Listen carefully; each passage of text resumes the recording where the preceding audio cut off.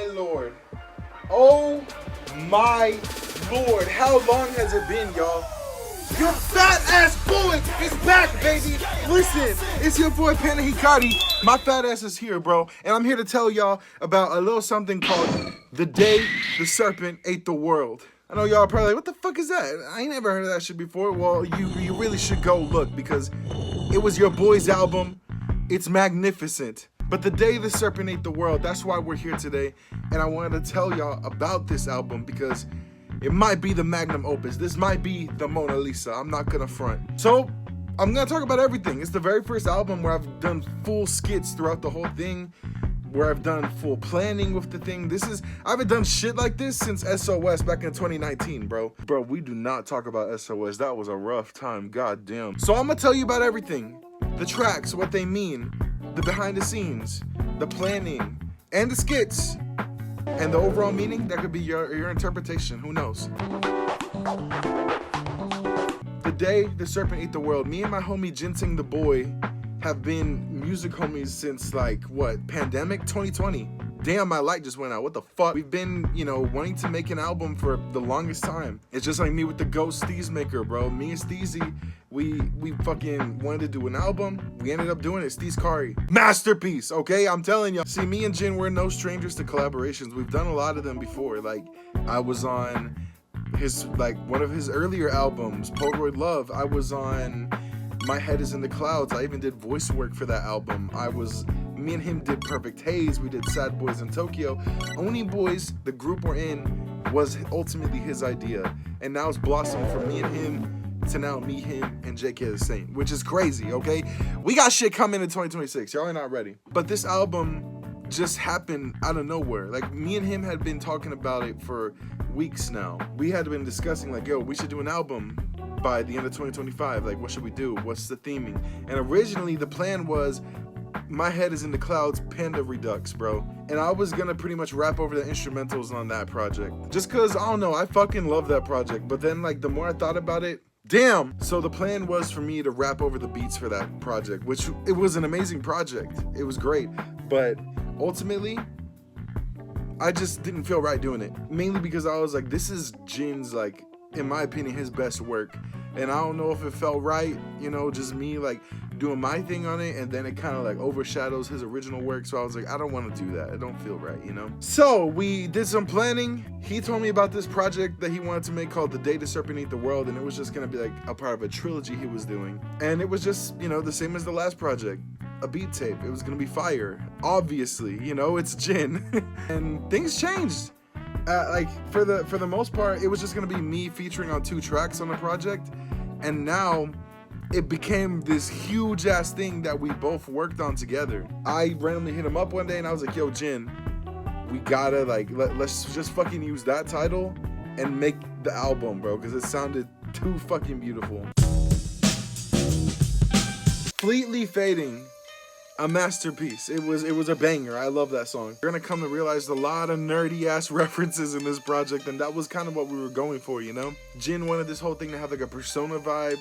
I never played Persona 3. I'm still like I'm not even on like the 3rd palace. I think I'm on the 3rd palace in Persona 5. That's all I've played, okay? We just wanted nerdy ass references here and there. So all the titles, most of them have something nerdy about them, Fleetly Fading is referencing this game I play, Goddess of Victory, Nikke, okay? Yeah, your boy is a proud gooner. Shut the fuck up. I fit the bill too, don't I? I'm ugly as fuck. Like, come on now. The story in that game fucked me up, okay? It's devastating. This shit was depressing. I cried like 3 times, okay? Point being, there's a character on there. Her name's Scarlet. She cool as shit. She a samurai. She's like a vagabond, kind of like the manga vagabond Musashi Miyamoto. Same shit. She's got katana. She got that cool ass straw hat type shit, and she's badass. And I had Nuja based vibes for this track. It's sort of like Samurai Champloo type shit. And I said, fuck it. This works. The title, Fleetly Fading, what the fuck does that mean? It's the name of her katana. She calls it Fleetly Fading. I don't really know what else to say regarding this. It was just kind of like a hype, upbeat track, and that's kind of what the first few were, but I still want to give context as to like what the title means and shit like that. There's like a few bars that subtly reference her. I was like, I'm a drink till I drop, but I'm fleetly fading. Get your ass chopped, but I'm fleetly fading. Like, I'm talking about sake and drinking alcohol. Shawty's an alcoholic. That's just how it is. And then I'ma keep slicing, looking like Scarlet. That was a bar in there. Scarlet's her name. You know, like I was like, I gotta be subtle with it. Shit was fire. Masterpiece. It was fuego. I feel like it was the perfect way to start the project because it was just like right in your face type shit, you know? And it worked. It worked. I loved it. People told me they thought that was their favorite track, and I was surprised because it was not mine whatsoever. And I'm just glad someone fucked with it, you know? Fuck this fucking light, bro. The title track, The Day the Serpent Ate the World. This one was, good lord, this one fucked me up bad, bro. The original plan for this shit was to become a cypher track, and I'm not gonna say who the artists were, but we had 2 other artists that were gonna do verses for the track. Sadly, things just, you know, didn't work out. There were deadlines that couldn't be met, and, you know, it was just like, it is what it is. Shit happens, you know? It's no big deal. Liz and Dill, however, the fucking GOAT, okay? I cannot reiterate that any more than I already am. Please follow him. Liz and Dill is always coming clutch for me, no matter what. Every time I need a feature, he's got it to me within like a week's time, you know? Like, a week after I tell him, he's got that shit done. I gave him this shit months in advance, and I said, don't even fucking stress about it. We're not planning on putting this out for a while. Brother still got me his shit early, okay? You know, like, that dude is the GOAT. I love him, bro. So, it was supposed to be 4 verses. 4 different artists, including me, so that's 4, you know? The hook is not the best. I feel like it could have been a lot better, but I feel like it did its thing, because we were hella last minute with improvising how to do this shit, and it was honestly stressful as fuck. But instead of 4 verses, we ended up doing hook, verse, hook, fuck. Did hook, my verse, hook, Liz's verse, and then hook again, and that was it. And it kind of sucks that it couldn't come to fruition, but it was a banger regardless. Liz fucking bodied that shit. If you want to know what significance there is to this, there's none. It's just kind of like a freestyle vibey track, you know? So that's it. Flash Master Yoruichi. I will argue the hardest track on the album. Y'all don't know who Yoruichi is? Get the fuck out of the rock you're living in, bro. Cause like, look at this beautiful ass goddess, bro. I have no other way to describe it, okay? Get the fuck out. This shit, I deadass had no reason for naming it this. It was just like, yo, I fuck with Yoruichi, I'm naming it this shit. Bleach is my second favorite anime. JoJo is at top. You ain't gonna beat JoJo for me. I love JoJo, but number 2, Bleach all the way. I grew up on that shit, and it was one of those animes that never got old regardless. Like, there was always aura, there was always fucking drip with the character designs and shit. And like, you know, I love Dragon Ball. It's up there. Naruto, memorable. But you can't fucking beat Bleach for me, bro. That shit, God tier. So I just named it that because I wanted to just pop off, bro. She's a cocky ass woman. She's arrogant as fuck, and I was like, it works. It works. I was just talking my shit, bro. I wanted to sound cool as fuck. First day at GeckoCon, it was something. It was hard. I fucking love it, but here's the problem. I never played Persona 3, as I said at the beginning, okay? That was like one of my first bars. I was like, I have yet to play Persona 3, indeed it seems that references won't be as common as I hope to be. Like, bro, Jin wanted Persona 3 involved. I did so in some capacity, you know? Like, I might not know a lot about Persona 3. I know a bit, though. Like, I know a few characters and a few jokes and shit, so I said, fuck it, we're throwing it in. Kawakami type shawty, man. Ugh.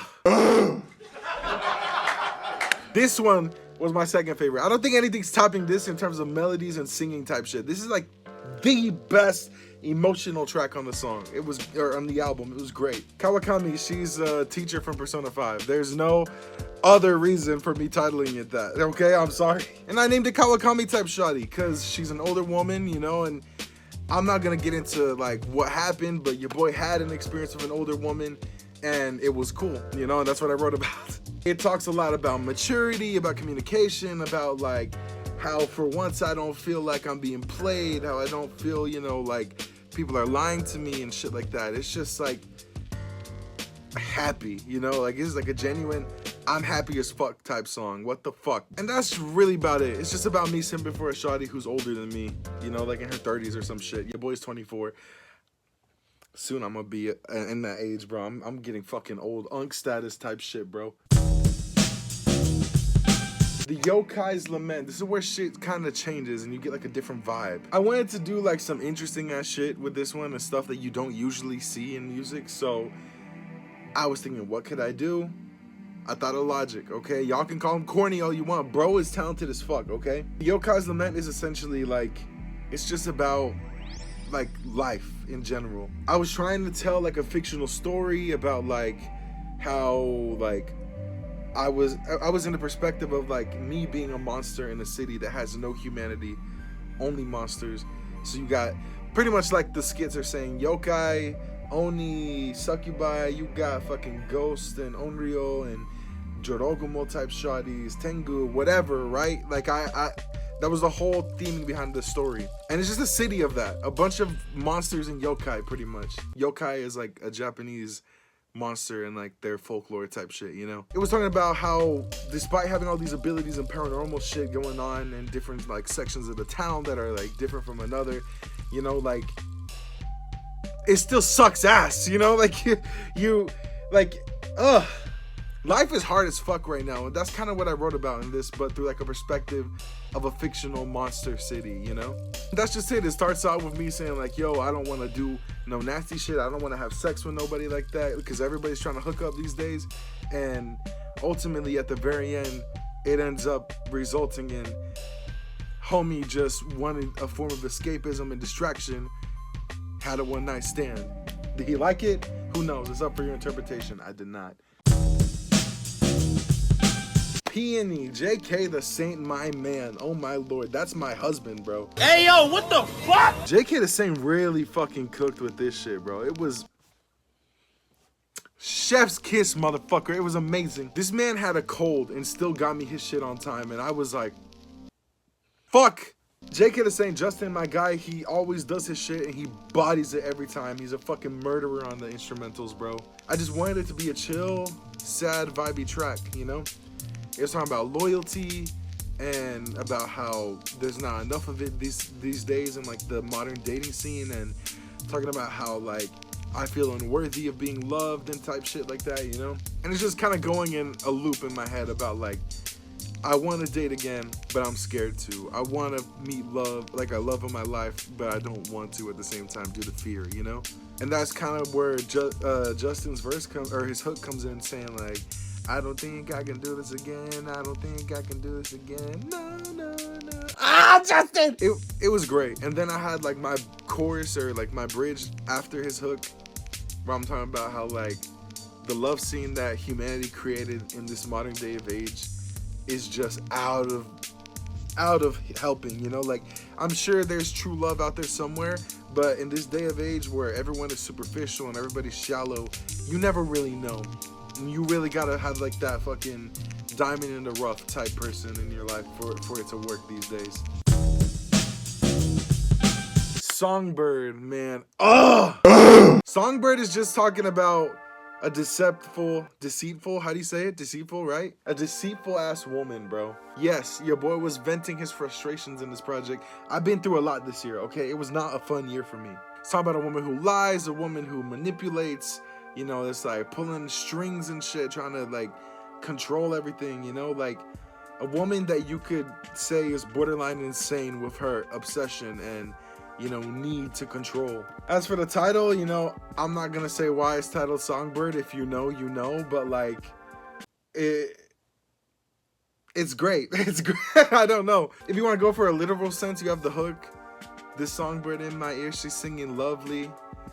You talk, but you don't trust me. Like, it's her singing a tune, wanting me to like oblige, wanting me to listen and shit. But I don't, and that's what you hear in like the bridge after like what, the second hook. That's pretty much it. It's just me venting again. Eternity Hotel, that one was something. We've had that beat for like 2 years now on the back burner.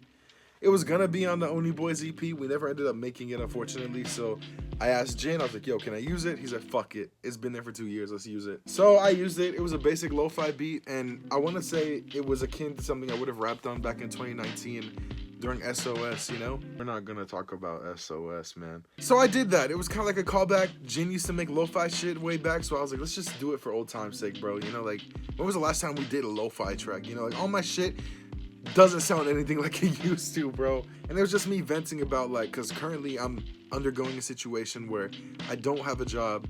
I've been applying daily. Like, I've got rejections, so much shit, bro. It pisses me off. I've had interviews, virtual and in person type shit, and I still can't get a job, and it sucks ass right now. And so I'm stuck home.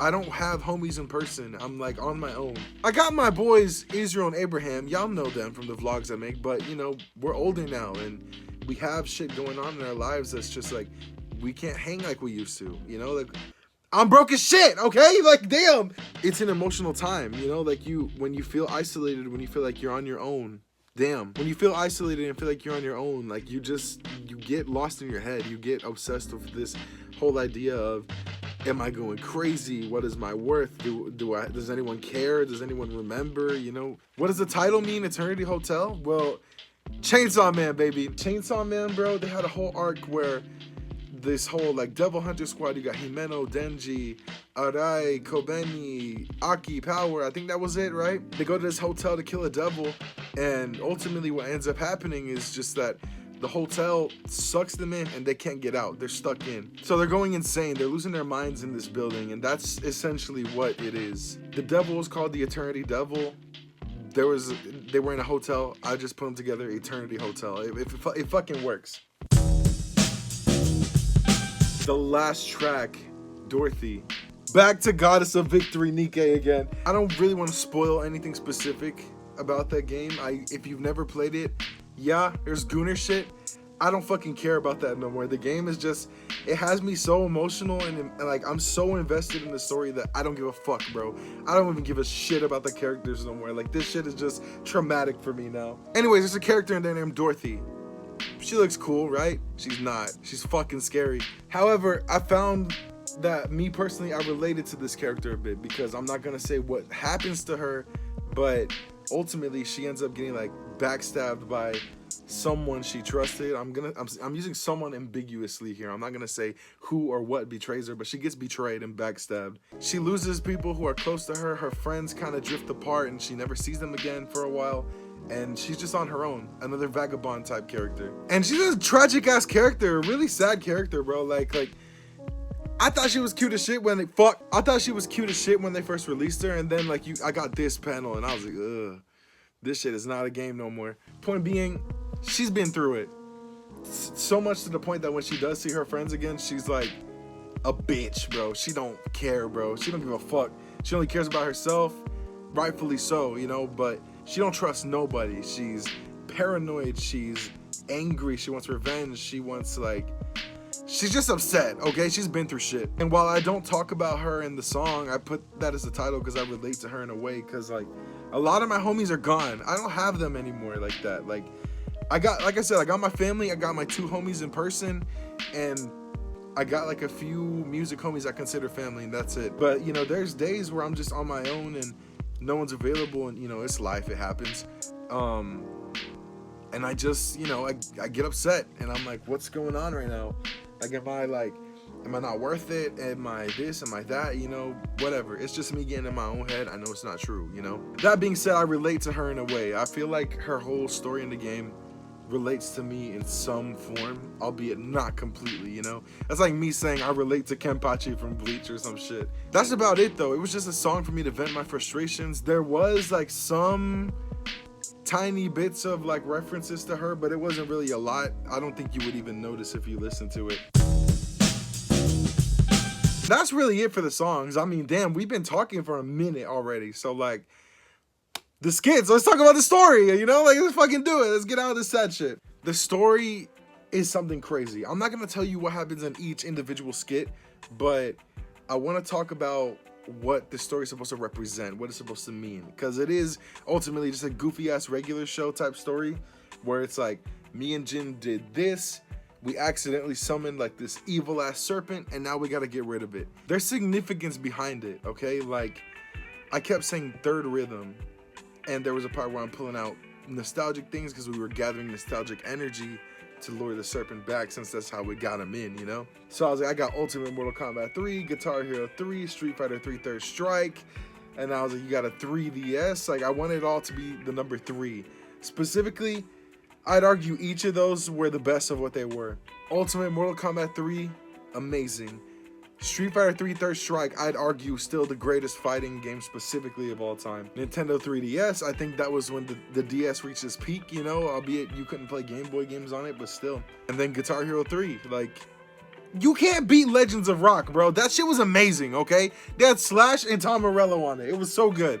And the 3 also holds the significance of the amount of times me and Jin have done something significant together. Pause. We did the Oni Boys Sad Boys in Tokyo project. We did My Head is in the Clouds. And, you know, although I wasn't on the whole project, I did a lot on it to help him out with it. And I feel like I'm involved in some degree to it. And then lastly, Perfect Haze EP that we did. That's 3 rhythms. And the 4th one is coming. We gotta stop it. The album you listen to in this story is ultimately the album that me and him are trying to push out. So every time you hear me and him in the story going, oh, we gotta get this album out, or dude, you gotta finish the album, like, this is the album that we're putting out, is the one you're listening to. So we formulate a plan, we do shit, we meet a ghost, the ghost gives us like details on how to get rid of the serpent. He tells us to go to this gas station, we go to the gas station, we get the shit we need, we pull up back to the crib, and we pull this ritual type shit off to kill the serpent. Now see, there's little things in the story that are worth keeping like in note. There's things worth remembering. For one, I keep pushing off the final track of the album, Dorothy. It's the saddest track, it's the most personal one to me, and it's showing like human like procrastination, you know? Like, I've got the whole thing done except for Dorothy in the story, and like I don't want to do it.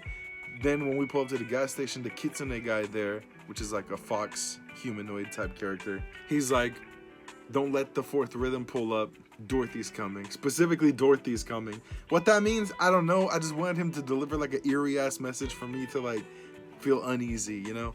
Why he knows what Dorothy is, I don't know. Because even in that part, I was like, that's the last track of the album. Fuck. Like, you know, like I was scared. Ultimately, at the very end of it, the reason why we almost fuck up is because I didn't get the song done and the serpent was already there.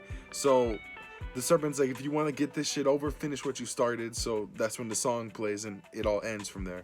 Now the very end of it is kind of just like up for grabs what you want to believe, but it also shows how humans are quick to like fuck shit up because they're not paying attention or not focusing. And this wasn't anything on Jin, but in the story, it was Jin's fault. It was such a subtle, minor detail of Jin just casually saying, these chili cheese fries are really hitting the spot in the second skit. And then, what fucks it up? His chili cheese fries. Bro didn't pick up his mess.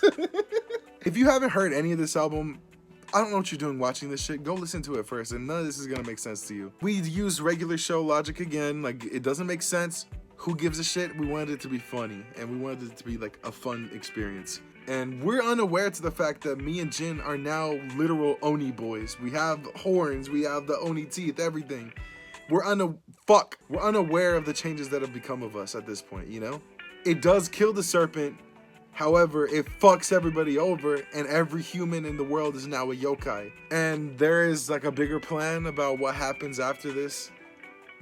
That's gonna have to wait for the second album, the sequel to this, baby. Yes! We're working on a sequel. Not at the moment. We're planning one and planning the story at least. And, you know, we are gonna do a sequel at some point. That's it. That's all the album is. I just told you everything, you know? Like, damn. This is like the first video in this series of album explanations that I'm gonna do. I'm gonna talk about SOS. I'm gonna talk about Akuma, maybe. Not really. I'll talk about Succubus Kiss, Mementos, you know, like, all of it, you know? And I want to tell y'all the story behind each of these albums I've made. This project just really meant a lot to me. It meant a lot to Jin. This was his overall plan to get this out at some point, and we finally did it, you know? I think the album's great. I'm not gonna sit here and call it a masterpiece, you know, like unironically thinking it's a masterpiece, because it could be a lot better, you know? If I had the resources all these huge artists did, this could literally be our Kanye West graduation type project, you know? Like, damn. But I'm proud of how it turned out. I'm proud of what it is, because we got it done in the span of 2 months, bro. We've had this like on the back burner for so long We did it all in 2 months. And the people who say like, yo, I can't do that, that's too much work. Yes, you fucking can, bro. Everything's as doable as you want it to be. So like, if you really want to do it, you'll get this shit done ASAP. If you don't, good luck, you know, like, damn. That's really about it. I hope you guys enjoyed. If you want like more story time shit, if you want album explanations or specific songs you want to talk about, let me know. I might even do like a Q&A at some point. So we'll go there when we get there, you know, like, we got time. 2026 is on the horizon. There's a lot of cool shit on the way, so be prepared or be square. We're gonna be cooking, bro. That's about it though. It's your boy Penna Hikari. I'm out. Kick my feet back, try to copy. Shawty hit me up if you tryna party. Popping all these bottles, we be sipping sake. When we finish, we gon' hit 'em under that gate. Kick my feet back, try to copy. Shawty hit me up if you tryna party. Popping all these bottles, we be sipping sake. When we finish, we gon' hit 'em under that gate.